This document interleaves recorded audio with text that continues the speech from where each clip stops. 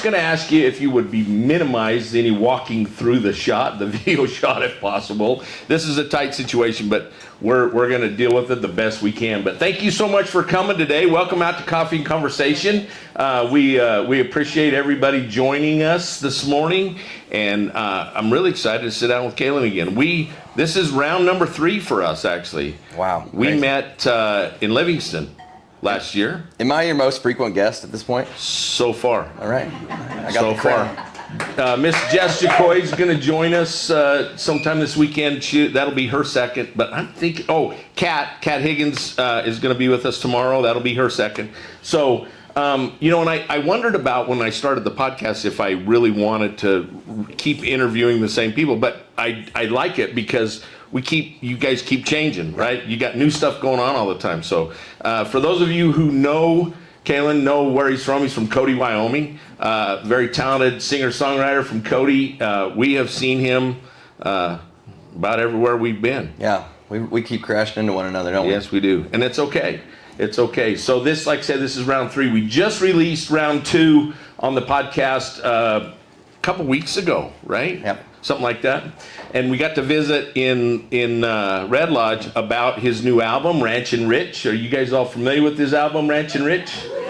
And just released, he released that single right after Red Lodge? Yeah, so Ranchin Rich single came out in June 27th, and then we did Hell on Women and Horses, and that was August 8th, and then yesterday just put out Kinda Like You. Yeah. And that's the end of the single run, and then October 24th, Ranchin Rich, which is the title of the entire album, will be available. That's 10 songs, including the 3 that have already been put out. So, cool, yeah. Cool. Well, if you haven't listened to those singles that he's just released, they're fantastic. Ranchin Rich is a fun, cool song. The video's cool. Yeah. Let's talk a little bit about that. Yeah, so Ranchin Rich came out in June, and like I was talking to last night, it's been a really great year for me professionally. I mean, probably an all-time year just in terms of what I've been able to do and kind of all the work that I've put in over the years. Sort of, the culmination of all that has been, the result of this year. And earlier on in the year, I had a chance to go down to Austin and record with Cody Braun from the Braun Brothers. Yeah, great guy.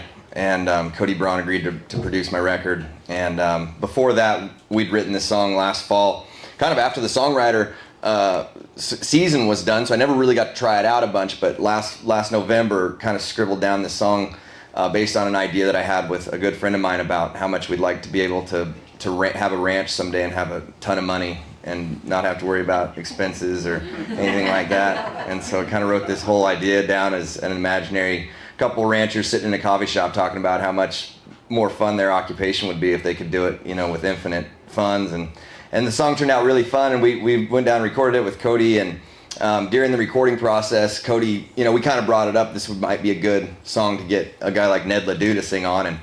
And Cody and I both had kind of separate relationships with Ned Ledoux throughout our lives. And Cody just reached out to Ned and asked if he would play it, if he'd sing on it, and Ned immediately agreed. And so we got a Ned Ledoux that's awesome duet like on the first song I put off the record, which is crazy too. So yeah, and it's just, we did the video at my buddy's ranch who is a co-writer on the song. He ranches there in Red Lodge.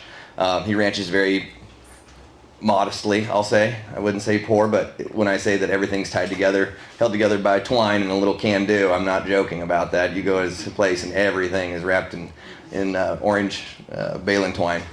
So, they're definitely. Oh, it's the fix-all. It's the fix-all. That and duct tape. You got to have some duct tape. It is, yeah, and a good welding machine. There you go. They spend a lot of time welding. And so we filmed it at his place down there, which is, very true to the song. And we got our friend Wade Sankey, who owns Sankey Rodeo, if you're familiar with him. He plays our Ranchin Rich character in our video. So we had really some fun cameos in it, and like I said, just a fun song. Yeah. Well, you dressed him up right. He had some good gold necklaces and riding a nice horse. And of course, he rides nice horses. He rides nice horses. We got him this grill because we went on Amazon and bought all this gaudy jewelry. We could dress up our Ranchin Rich character, and we got him this grill. And we should have probably spent a little bit more money on the grill because putting that thing in your teeth would be worse than putting braces on at 40 years old. So. Well, that was a fun song, and it was fun to watch the video because you guys did it right. I think you did 100% did it right. Thank you. And then Hell on Horses, Women and Horses. Mm-hmm. Make sure I didn't Yeah. flip-flop that. But we actually got to hear you play that. Was it here? It might have been last year? here. Here might have last been one year. of the first times I played it. Yeah. Yeah. Actually, no. You know what? I think you played it on the first episode of the podcast that we did in Livingston. At the end, I usually have everybody play me a song and then autograph the guitar. And so we filled, I think, 7 of these guitars with autographs in the last year. Dang. Been busy. We've been busy. And Kalyn's already signed 2 of them. I can sign my This is the hat third trick. one. Hat trick. For all you there you hockey go. fans out there. There you go. So, so let's talk about Hell on Horses and Women. Yeah. Women and Horses. Yeah, well, for the rhyme, it'll matter because women and horses, Yeah. horses, there's all kinds of rhymes that matter there. I'll screw it up. Trust me. Stay here long enough. The book it's based off of is an Alice Marriott book. So to Byron's point, the book that I wrote the song is called Hell on Horses and Women. There you go. But the rhyme scheme that I needed forced me to switch those words around just to make So it in fit. my defense. So in Byron's defense, he's not wrong. We're both right, you know. But yeah, we have a bookstore in Cody. This is kind of a well-known trope that I revisit constantly. But we have Legends Bookstore in Cody, and it was a spine that I've seen a million times in our store, and I wrote it down just in my phone, like a lot of us do for ideas, and just thinking about what that could mean. I just thought it was a really great title for a song potentially. And I've just read a lot of books about the West. It's something that fascinates me. But a lot of the characters in Western nonfiction tend to be men, you know, cowboys and you know, most of the intrepid individuals that you read about in American Western history tend to be men. But the fact is there were many, many women and many important women that you can read about as well throughout, you know, the history of the West. And Alice Marriott had gone kind of ranch to ranch through the 40s and 50s, interviewing the daughters and granddaughters of, you know, some of the first pioneers on the American frontier. And what she wanted to find out was if the old saying, hell on women and horses, was true, if these women found that their hardship was unique to women and in their position versus women in more of a metropolitan area. And she was, I don't know if she was displeased to find out that these women loved their life and loved the work that they did on the frontier, whether it was just raising kids or helping out with any of the farm or ranch chores. They didn't find any of their hardships were unique to them, and they actually loved their job quite a bit. And so that kind of dispelled the whole hell on women and horses, but I did need a horse element to the song. And so I'd read a story about the last surviving member of the Little Bighorn battle, which we all know didn't turn out very well for General Custer and his 268 men. But 2 days after the battle, they actually found a horse that was shot up full of bullets and arrows, bleeding like hell, in a ravine not far from the battle that was ridden by a man named Captain Keogh, who was killed with Custer. And it was his horse, and the horse was still breathing, but they ended up sending it down the river, and the horse recovered at Fort Lincoln, and it went on to live another 17 years. And yeah, so the horse ultimately became the mascot for the 7th Cavalry, and when it died of colic, after all those years later, He died of colic? Yeah, of all the things that survived the damn battle and died of colic. Sucker. But, you know, the horse was like 28 years old or something Right, like that. Like right. he wasn't young when the battle happened. And so the horse actually to this day is taxidermied and stuffed at the University of Kansas. You can still see the horse. His name's Comanche. So Wow. He's not at the museum in Cody, no. or at the Little Bighorn. no, he's not. Wow. He's at the University of Kansas, and you can still see that horse Comanche. So that's the middle verse. The hell on horses part of hell on women and horses. Yeah. Well, real quick, do you want to play us something from that song, or because we're here to listen to some music. Yeah. And you guys be thinking out there, because if you've got a question you want to ask Kalyn, let us know. But I can play like that part of the verse from that song if you like. Now you kind of heard the Comanche story. It kind of puts that verse into a little more context. So do you want me to use the microphone as well? See if we can sort of make this all here, happen. you can have my. Let's see. Can we mic this up and do it sort of in a? Should we do it right? Let's see. I've got a mic on my lapel, so that might pick up the guitar. We're gonna record. Right. Yeah, we just don't know what it'll do for the audio. Okay. Hang with us, folks. This is all We'll make part some of the show. adjustments. We're learning. All right. So take that. We've got a capo here, which is good because this song's in You A. need a pick. Yeah, do you have a pick by chance? I always have a pick because I pretend like I can play the guitar. I have to stand up because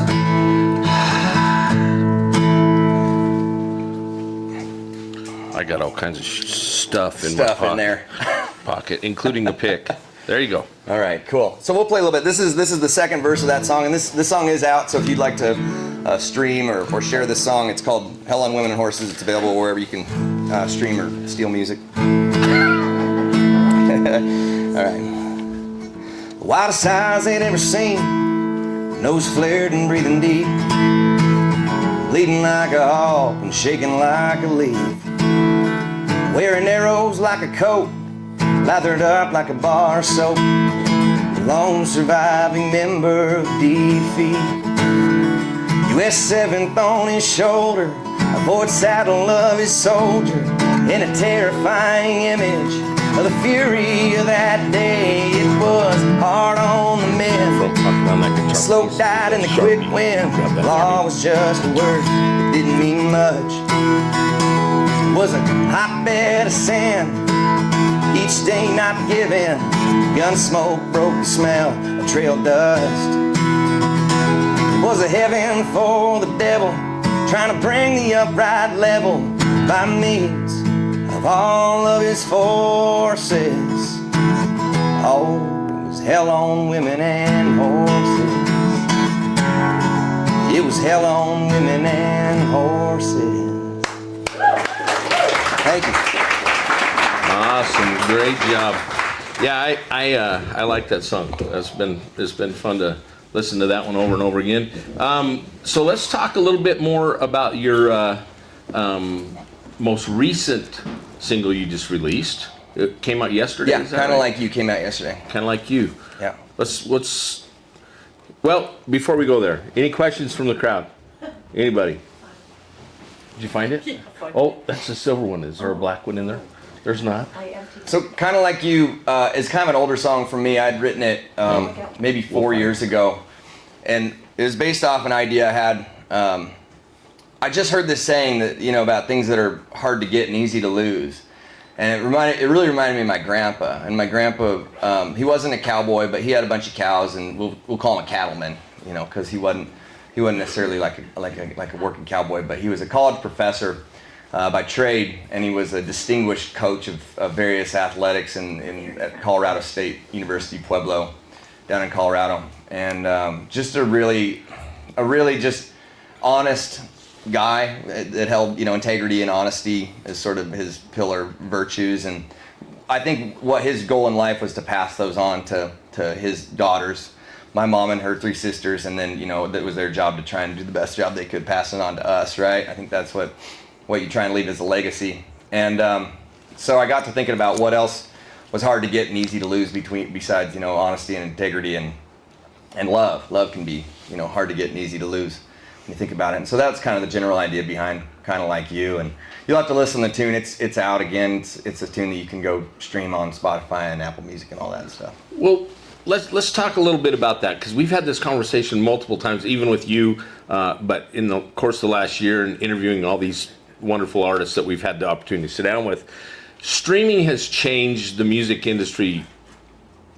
It's changed it immensely, and it's gotten to the point songwriters and even the Nashville hits makers that we got to see last night, those guys are having to travel and tour to make a living, because streaming has really impacted their ability to make a living as songwriters. Yeah. And you're seeing more and more of them doing like yourself. You're a songwriter, but you're cutting your own albums. You're an independent artist, because you're not on a label, right? No.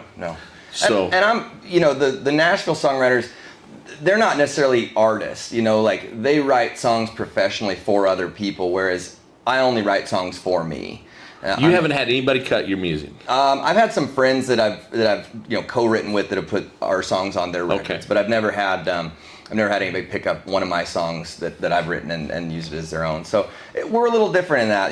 They work in Nashville in an industry where they're constantly putting these songs together so that big artists can lift them up and make them into big hits to support the artist's career. Whereas I write I'm my own writer for my own artist. You own your own publishing, and you I own the rights to all your music, which is different than those guys do as well, because they'll walk into, I don't know if I hope you understand how the music deal works, but these songwriters that you see on stage last night and the Nashville songwriters, a lot of them, they literally go into a job at a publishing company 4 days a week. They show up at 10 o'clock, they write for 4 hours, they go into a writing room. We were fortunate enough to get to interview some of those songwriters and hear their backstories as well.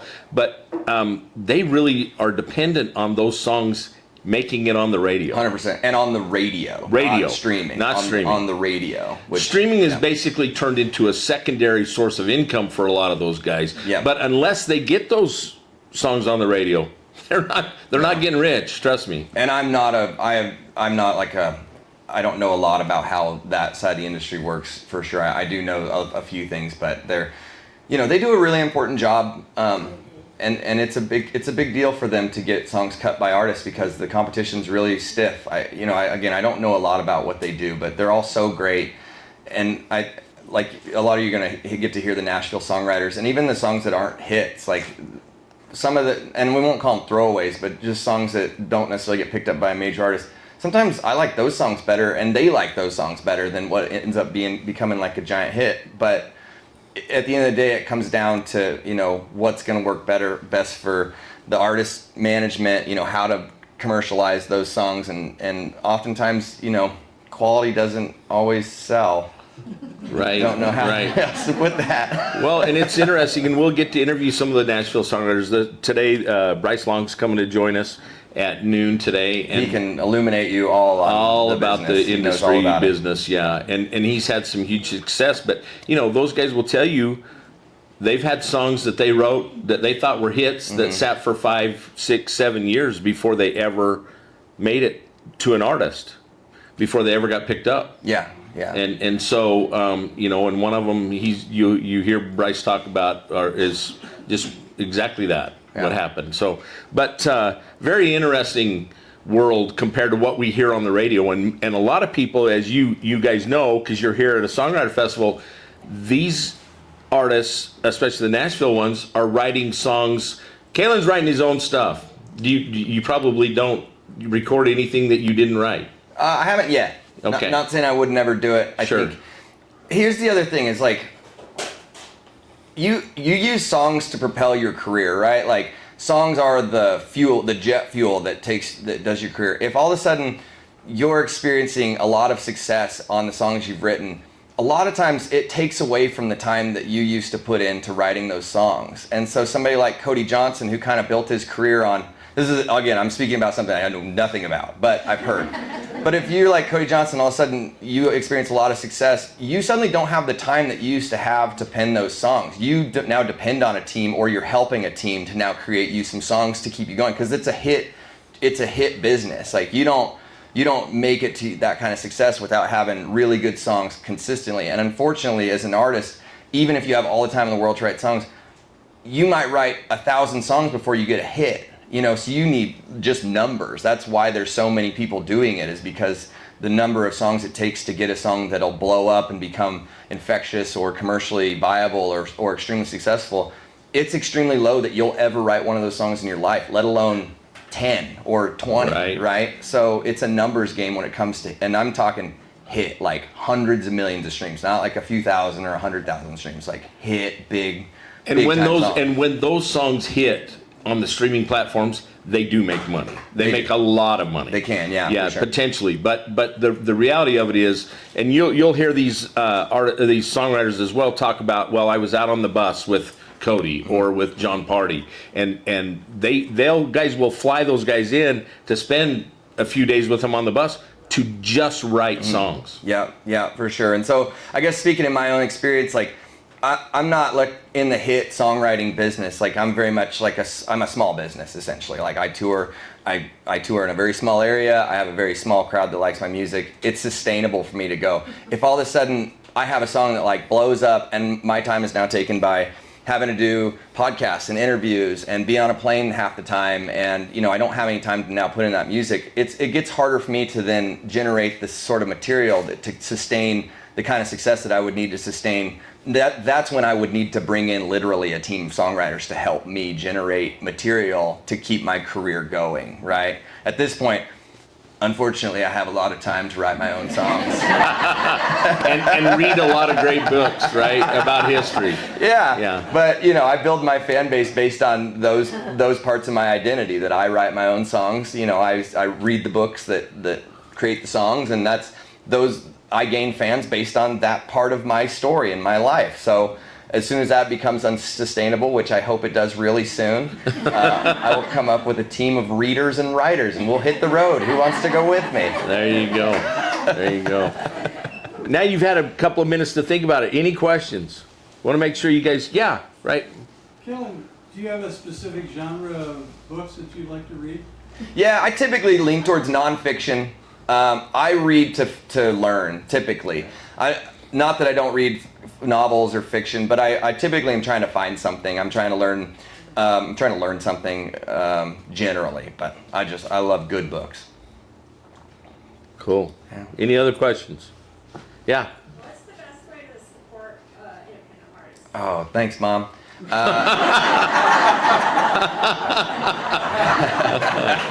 Checks in the mail.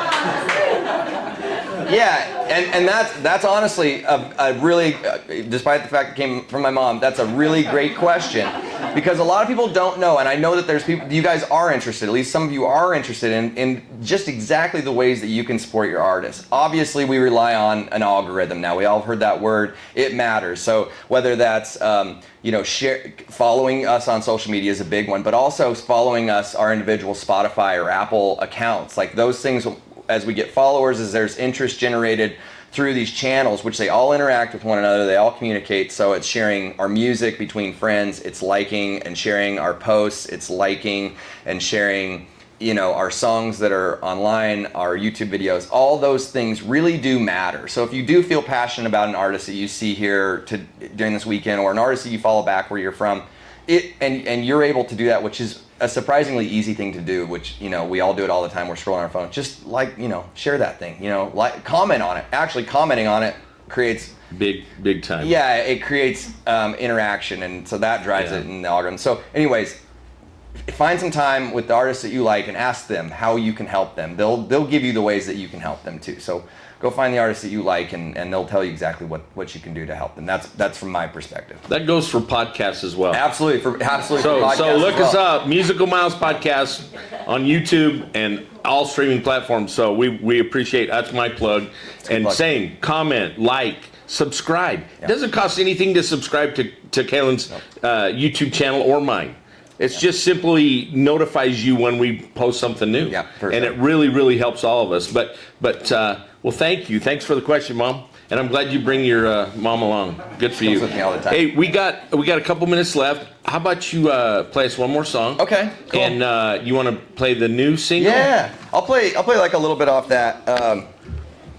This is a nice, good sounding guitar. What do they call these? The Teton? That's a Teton. So this company's in Idaho Falls, Idaho. They have been very good to support us and give us these guitars, and we have all the artists play them and then autograph them, and we've actually given some away. In fact, we've got one with us that a lady in Kalispell won, and so she's coming to pick it up this weekend. So.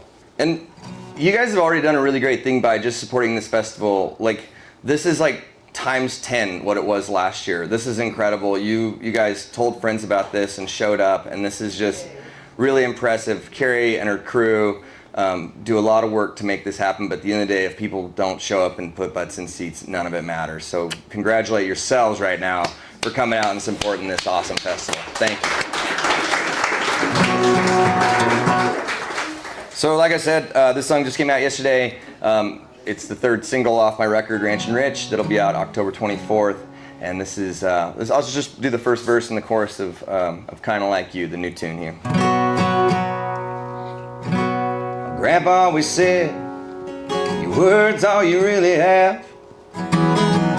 Long after you're gone, it'll be the only thing sticks around. Give it to somebody, you ought to take it for what it is. Don't ever overpromise something that you can't give. Your word is worth your ability. You have to follow through. It's hard to get and easy to lose, kinda like you. It ain't free, cheap, or easy.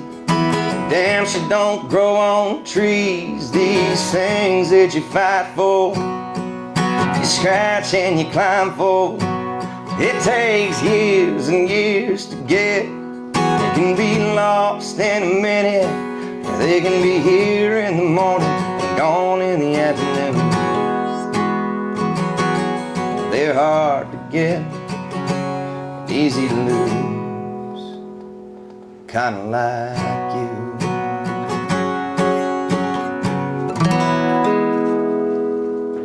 Thank you very much. That was awesome. Hey, before you put that back in the rack, I'm gonna have you put your autograph on there. He's getting to Where put did his Dean name on Dillon? there. Some Dean Dillon's right Where'd Dean down Dillon there say? by the bridge. Did you see him? DD. Oh, right there? No. Right. Come on, the big DD. Oh, Dean Oh. Dillon. Yeah, we got to interview him in Las Vegas at the Songwriter Festival there. What a cool interview. Paul Overstreet's on there. Eric Pasley. We got some great interviews. some big hitters. I'm gonna Yeah. sign next. This is the closest I may ever get to Dean Dillon. So You just keep going like you're going. You'll be hanging out with him and co-writing stuff with him. So. yeah, Dean Dillon's a monster. You probably haven't heard of him. There's a really good documentary on Dean Dillon too. You A should check great that out. documentary. Yeah. If you haven't seen it, check it out. He had 27 number ones. He had 87 cuts with George Strait, 11 number ones with George. He had monster. 37 cuts, 38 cuts with Toby Keith. Spilt Perfume with Pam Tillis was the number one. And we just got to Pam's on there as well. We just interviewed Pam, so. Tennessee whiskey. Of course, Tennessee whiskey. That's one of the Pretty greatest. good. So, but anyway, well, we're going to be talking about you like this in a couple of years. So, That's my plan. I'm putting all of my eggs in that basket. So thank you. well, Thank you guys. we appreciate you taking the time. This is round 3 for our good friend Kalyn Beasley and Musical Miles podcast, and Thanks, Claire. we're looking forward to number 4. And So. congratulations to you on your success and all the places you're going to with this podcast. It's really important for you to doing the job you're doing. So thanks for doing it. Well, thanks. All right. Thank you guys very much. There you go, Kalyn Beasley. Appreciate it. Next up is Hannah Bell. This episode of Musical Miles Podcast is sponsored by Stetson, a true symbol of Western heritage and American craftsmanship. For generations, Stetson has stood for quality, style, and authenticity. Stetson, built for those who live the music and the lifestyle.